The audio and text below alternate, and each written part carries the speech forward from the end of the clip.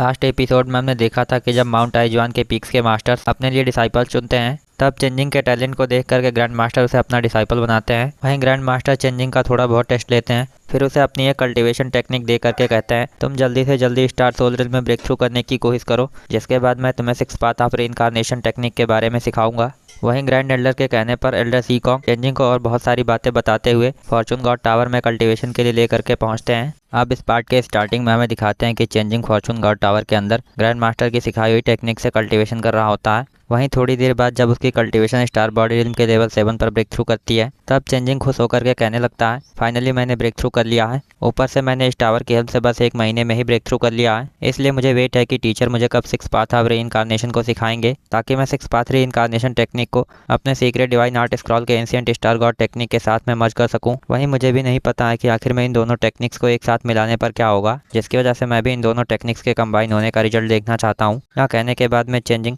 Miss smoke England के साथ में हासिल किए हुए सोल हब को बाहर निकालता है और कहता है अब मुझे इसके इस्तेमाल से अपने कल्टीवेशन को स्टेबल कर लेना चाहिए। यह कहने के बाद में हम देखते हैं कि चेंजिंग उस सोल हब को भी एब्जॉर्ब करने के लिए बैठ जाता है। इसके बाद हम देखते हैं कि चेंजिंग अपनी कल्टीवेशन कंप्लीट करके सीधा ग्रैंड मास्टर से मिलने के लिए उनके हाल में पहुंचता है। वहीं जैसे ही वह ग्रैंड मास्टर को रिस्पेक्ट देता है, ग्रैंड मास्टर उसके कल्टीवेशन को सेंस करके कहते हैं तुमने तो मेरी उम्मीद से भी जल्दी ब्रेक थ्रू कर लिया है। यह सुन करके चेंजिंग कहता है मास्टर आपने जो मुझे टेक्निक सिखाई है वह बहुत ही मिस्टीरियस है, पर फिर भी उसकी हेल्प से मैं कल्टीवेशन में काफ़ी ज़्यादा टाइम को बचा सकता हूँ। इस पर ग्रैंड मास्टर खुश होकर के बताते हैं तुम्हारे सीनियर का टैलेंट तुमसे भी ज़्यादा बेहतर है, लेकिन फिर भी उसकी कल्टीवेशन स्पीड तुम्हारे जितनी तेज़ नहीं है, जिसकी वजह से मुझे लगता है कि वह कल्टीवेशन प्रैक्टिस टेक्निक तुम्हें काफ़ी ज़्यादा सूट करती है। यह बताने के बाद में ग्रैंड मास्टर सीधे चेंजिंग के सीनियर लू कियान को चेंजिंग से मिलने के लिए बुलाते हैं। इस पर हम देखते हैं कि लू कियान तुरंत यहाँ पर पहुँचता है और चेंजिंग से कहता है मेरे ख्याल से तुम मेरे जूनियर हो। इस पर चेंजिंग तुरंत लू कियान को सीनियर की तरह रिस्पेक्ट देता है। तब इन दोनों लोगों को यहाँ पर देख करके ग्रैंड मास्टर बताने लगते हैं कि 6 पाथ रीइंकार्नेशन को कल्टीवेट करना काफ़ी ज़्यादा मुश्किल है, इसलिए मैं तुम लोगों को पहले ही बता दूं कि 6 पाथ रीइंकार्नेशन टेक्निक को थोड़ा बहुत भी सक्सेसफुली प्रैक्टिस करने के लिए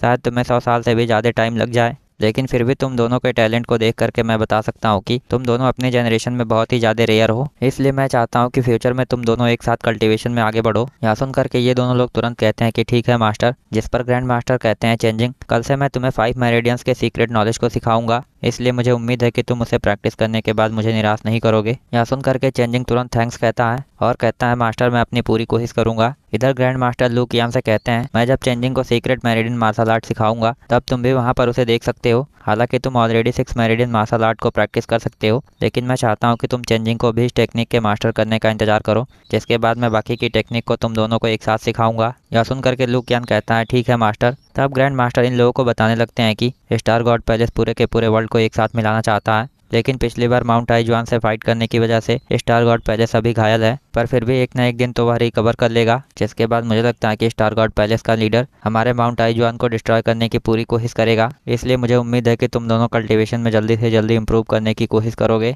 इसके बाद हमें अगले सीन में दिखाते हैं कि ग्रैंड मास्टर लू कियान और चेंजिंग को लेकर के एक अलग जगह पर आए होते हैं, जहां पर वह इन दोनों लोगों को सबसे पहले बताते हैं कि 6 path reincarnation technique total 6 levels में बटी हुई है, जिनमें से अलग अलग लेवल्स को हमारे माउंट आइजुआन के अलग अलग पीक्स प्रैक्टिस करते हैं। लेकिन अगर हम उन 6 की 6 अलग टेक्निक्स को एक साथ मिला देते हैं तो वह पूरी तरह से 6 पाथ ऑफ रीइंकार्नेशन टेक्निक बन जाती है। लेकिन फिर भी तुम दोनों याद रखना कि 6 पाथ रीइंकार्नेशन की अलग अलग टेक्निक्स भी किसी और के हाथ में नहीं जानी चाहिए, नहीं तो फ्यूचर में यह माउंट आइजुआन के लिए अच्छा नहीं होगा। यह कहने के बाद में ग्रैंड मास्टर कहते हैं चेंजिंग आज मैं सबसे पहले टाइची शॉर्ट टेक्निक को सिखाऊंगा, इसलिए तुम ध्यान से देखो कि मैं कैसे इसे परफॉर्म करता हूँ। यह कहने के साथ में ही जब ग्रैंड मास्टर इस टेक्निक को परफॉर्म करते हैं, हम देखते हैं कि उनके कई सारे स्पिरिचुअल क्लोन्स बन करके एक साथ स्लैश अटैक लॉन्च करते हैं। इधर चेंजिंग इस टेक्निक को देखते ही तुरंत खुश हो जाता है, क्योंकि गू साओजुन ने इसी टेक्निक का इस्तेमाल करके लैक्सन पैलेस में कई सारे लोगों को घायल किया था। इसी के साथ हमें अगले सीन में दिखाते हैं कि चेंजिंग भी कुछ दिनों के प्रैक्टिस के बाद में टाइची शॉर्ट टेक्निक को अच्छे से परफॉर्म कर पाता है। तब ग्रैंड मास्टर कहते हैं तुम्हें इस टेक्निक को सीखने में अपने सीनियर लू कियान से भी कम टाइम लगा है, इसलिए यह बात मुझे भी हैरान कर रही है।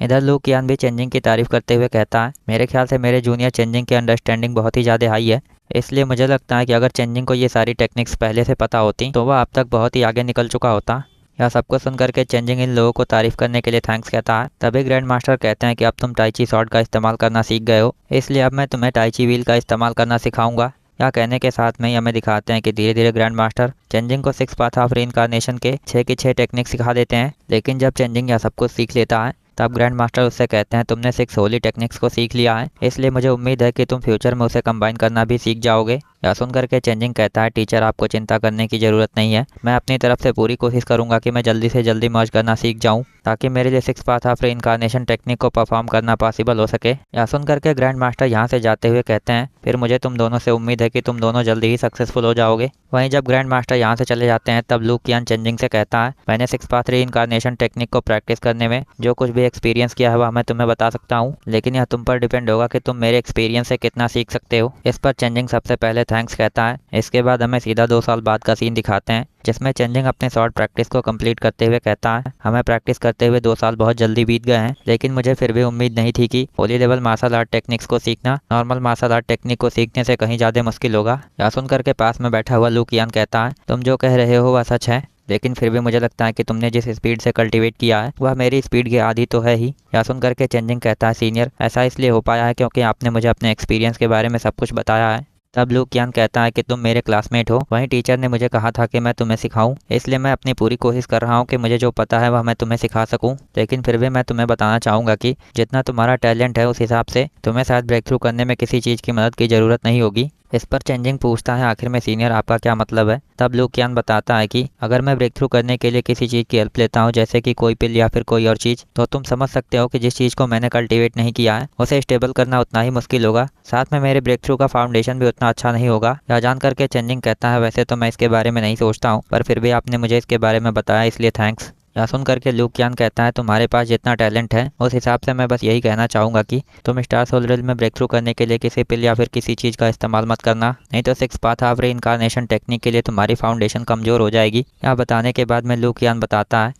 पिछले हजारों सालों में स्टार कॉन्टिनेंट में कई सारे लोग मिले हैं, पर फिर भी फाउंडेशन कमजोर होने की वजह से कुछ ही मार्शल आर्टिस्ट ऐसे हैं जो मार्शल सेंट्रल में ब्रेक थ्रू कर पाए हैं। हालांकि मार्शल सेंट्रल में भी जो सबसे ज़्यादा टैलेंटेड है वह स्टार एम्परर लेवल में ब्रेक थ्रू करने के बस एक कदम पीछे है। इसके बाद लू कियान बताता है कि स्टार एम्परर में भी टोटल 5 लेवल्स हैं। वहीं हमारे माउंट आइजवान के फाउंडर, स्टार पैलेस के फाउंडर और हेजिंग पैलेस के फाउंडर, ये तीनों ही लोग अपने अपने टेक्निक्स के इस्तेमाल से स्टार एम्परर में ब्रेक थ्रू कर चुके हैं। यह सब कुछ सुनकर के चेंजिंग कहता है मेरे ख्याल से स्टार एम्परर में अभी हमारे लिए बहुत ही ज़्यादा दूर है। इस पर लू कियान बताता है कि एंशिएंट स्टार एम्परर्स का दौर खत्म हो चुका है, वहीं किसी को भी नहीं पता है कि आखिर में उनके साथ में क्या हुआ था, लेकिन फिर भी मैंने सुना है कि इन 3 स्टार एम्परर्स के अलावा भी कई सारे और स्टार एम्परर्स हैं, जिनमें से शायद तुमने वूजी स्टार एम्परर के बारे में सुना होगा जो स्पेस को कंट्रोल करने के लिए काफ़ी ज़्यादा फेमस है। वहीं वह स्पेस की पावर को कंट्रोल करते हैं जिसकी वजह से वह अलग अलग रिल्म के स्टार की पावर्स को भी इस्तेमाल कर सकते हैं। साथ में वूजी स्टार एम्परर ने अपनी पावर्स का इस्तेमाल करके एक स्टार पूल को क्रिएट किया था। यह सुन करके चेंजिंग पूछता है आखिर में यह स्टार पूल किस तरह से स्पेशल है। तब लू कियान बताता है कि वह स्टार पूल लोगों के फाउंडेशन को सॉलिड करने में काफ़ी ज़्यादा हेल्पफुल होता है, इसलिए अगर तुम्हें एक बार स्टार पूल के अंदर जाने का मौका मिलता है तो वह तुम्हारे फाउंडेशन के सारे इम्प्योरिटीज़ को बाहर निकाल देगा। यह सब कुछ बताने के बाद में लू कियान थोड़ा सा निराश होते हुए कहता है दुख की बात यह है कि यह सब कुछ बस एक अफवाह है जिसकी वजह से किसी को भी नहीं पता है कि आखिर में वूजी स्टार पूल कहाँ पर है। यह सब कुछ सुन करके चेंजिंग कहता है अगर हमारा लक अच्छा होगा तो हमें वूजी स्टार पूल के बारे में पता चल जाएगा, लेकिन सीनियर क्या आप बता सकते हैं कि आखिर में गाई टियानकिंग कैसा इंसान है, क्या वह सच में रिकवर होने के बाद में माउंट आइजवान के ऊपर अटैक कर देगा। यह कहने के साथ में ही हमारा यह एपिसोड यहीं पर एंड होता है। So I hope you guys like this video and subscribe my channel, और अगर आपने लास्ट पार्ट ना देखा हो तो लेफ्ट वाली वीडियो पर क्लिक करके देख सकते हैं।